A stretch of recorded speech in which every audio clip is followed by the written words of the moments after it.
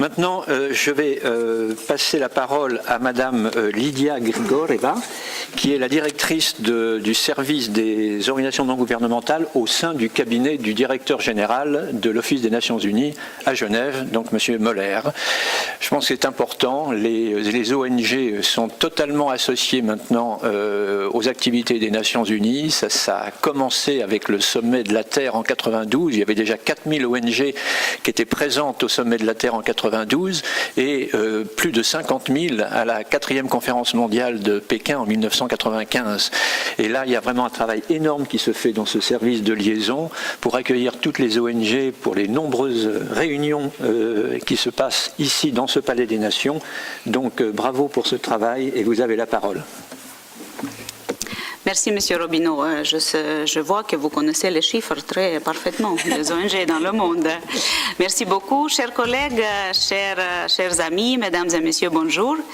Aujourd'hui, à l'occasion de la Journée internationale de la femme, je suis très heureuse vraiment d'être ici pour cette discussion sur le rôle des femmes dans l'économie et le développement durable. Je suis reconnaissante à l'ONG UNESU, l'Union des Nations pour l'enseignement, la science universelle et les droits de l'homme, qui ensemble avec l'Africa Femmes Initiative Positive et l'Alliance internationale pour les objectifs du développement durable, et ainsi que d'autres organisations, a organisé ce colloque au Palais des Nations à Genève. Merci beaucoup. Le directeur général de l'Office des Nations Unies à Genève, M. Michael Muller, absent de Genève aujourd'hui, m'a prié de transmettre ses salutations aux participants de ce colloque. Pour le directeur général, les questions à l'ordre du jour d'aujourd'hui sont très importantes. L'agenda 2030 pour le développement durable, ainsi que les 3 autres grands accords des 2 dernières années, notamment sur la réduction des risques de catastrophes, le financement du développement et le changement climatique, constituent notre feuille de route collective pour les 15 prochaines années et peut-être au-delà. Il s'agit de la feuille de route la plus complète et la plus intégrée pour l'avenir que la communauté internationale ait jamais approuvée. Ces accords n'auraient pas été possibles sans la contribution active de la société civile, qui joue également un rôle majeur dans la mise en œuvre. Dans ce cadre, votre réseau d'ONG pour l'objectif de développement durable fait un travail important pour aider les gouvernements à mettre en œuvre leur engagement, y compris ceux concernant l'égalité de sexe et la participation des femmes. Déjà, les objectifs du millénaire pour le développement nous ont aidés à progresser et à améliorer la vie de nombreuses femmes et jeunes filles dans le monde. Par exemple, aujourd'hui, les femmes représentent 41% de la manœuvre rémunérée en dehors de l'agriculture, contre 35% en 1990. Mais 41% n'est pas 50%. On est d'accord. Et nous avons encore des mesures importantes à prendre pour atteindre nos objectifs en matière d'emploi et d'autres domaines. L'objectif 5 de l'agenda 2030 vise à atteindre l'égalité entre les sexes et autonomiser toutes les femmes et toutes les filles. L'agenda 2030 peut nous aider car il reconnaît l'égalité entre les sexes comme une question transversale, c'est-à-dire que sans progrès en matière d'égalité, les objectifs en matière de la santé, d'éducation, de réduction des inégalités et autres ne seront pas réalisables.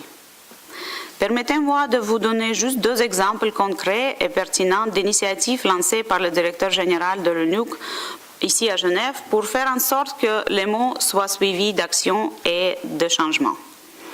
En 2015, avec le représentant permanent des États-Unis et l'ONG Women at the Table, le directeur général a lancé l'initiative pour promouvoir l'égalité des genres. Ça s'appelle Geneva Gender Champions en anglais. C'est un réseau qui réunit les dirigeants de missions permanentes, d'organisations internationales, d'ONG et d'entreprises privées. Chacun de ces dirigeants de plus de 120 champions de genre souscrit à la promesse de la parité par laquelle il cherche une représentation égale dans les discussions à Genève. Chaque champion prend aussi 2 engagements concrets pour promouvoir l'égalité entre les sexes dans son institution ou dans son travail programmatique. Par exemple, à l'ONU, pour la première fois, un document sur la politique concernant l'égalité entre les sexes a été élaboré l'année dernière.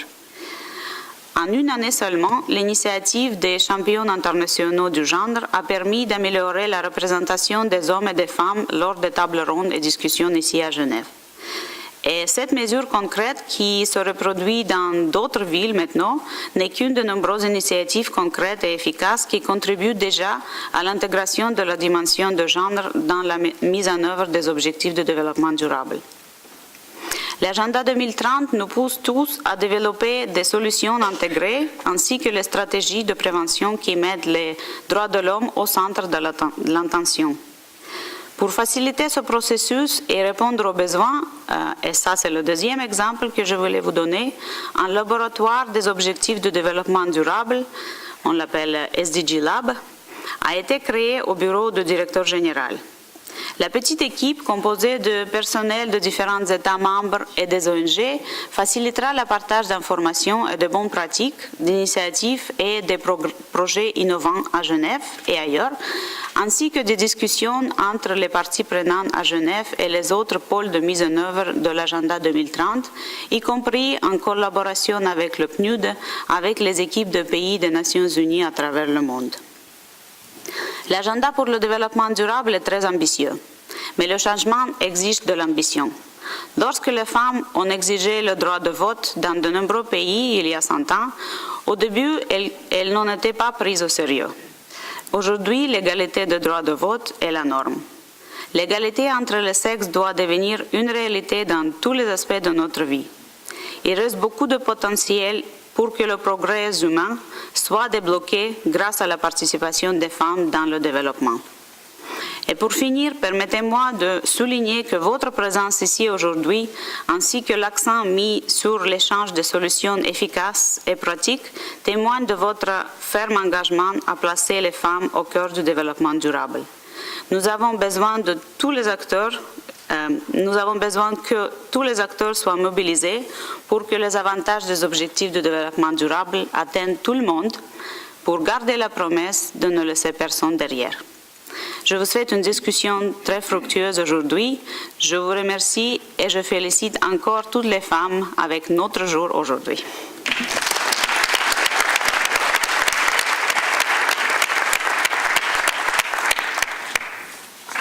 Merci Madame Grigorova d'avoir pointé en quelque sorte les initiatives concrètes prises par l'Organisation des Nations Unies à Genève en matière de promotion des femmes et d'avoir aussi souligné tout le travail, je dirais, horizontal qui se fait, les liens entre droits de l'homme, droits des femmes et développement durable. C'est très, très important, c'est vraiment la problématique justement horizontale que développent les objectifs de développement durable.